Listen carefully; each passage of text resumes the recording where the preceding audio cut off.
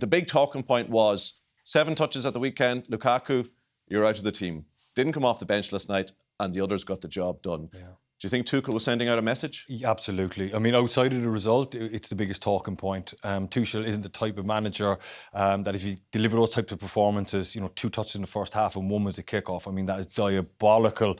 I mean, that's almost sending a message to his manager that he's not happy, and I'm going to show you he's not happy. And Tuchel didn't buy it one bit. I don't think he would have been called in the office, arm put around him, try and get his mind right. He just sent the message to Lukaku that if that type of carry on will not be tolerated. And the best thing that happened for Tuchel is they won the game, and Kai Havertz was prominent, and he's just basically sent a message to Lukaku to say that if you want to behave like this, you won't play, and don't worry about us, we'll be fine without you. So he's sending a message to him and putting the onus back on Lukaku now.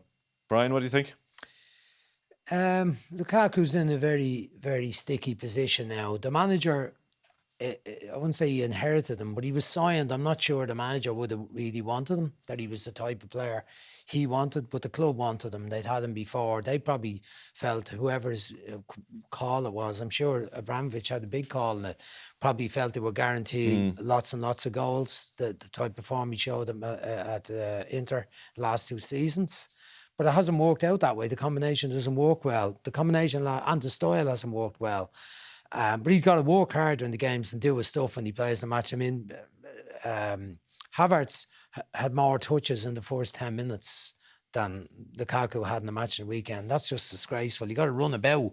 If you say they're not giving me the ball, then you got to run about harder to work to get the ball. You got to run about every throw in, every time the Chelsea players on the ball at the back. You got to show for it and be really intent on getting. And then you've got to give out if they don't play it to you. It's kind of irresponsible of him not to justify his existence by having so few touches in the match. Where it goes from here, it's hard to know. It's not an awful lot of money to spend.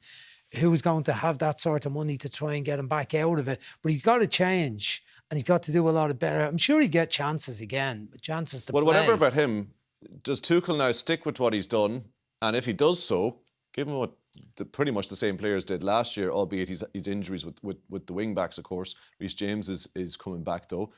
Can they go all the way again with that formula? Yeah, absolutely they can. And I don't think he's done with Lukaku by any stretch of the imagination. It was just a simple message to him. I'm pretty sure he'll be brought back in at the weekend or very, very soon again. Then Tuchel will be looking at him to see what type of reaction he gets out of him. But the way Chelsea are set up, the options they had, the fact that they brought Werner on ahead of him last night, he's still knocking about the club, Werner. Yeah. So they have plenty of options, and I think they can go all the way this year. Yeah, and they're in good shape to get to the quarterfinals, 2-0 up against Lille after the first leg.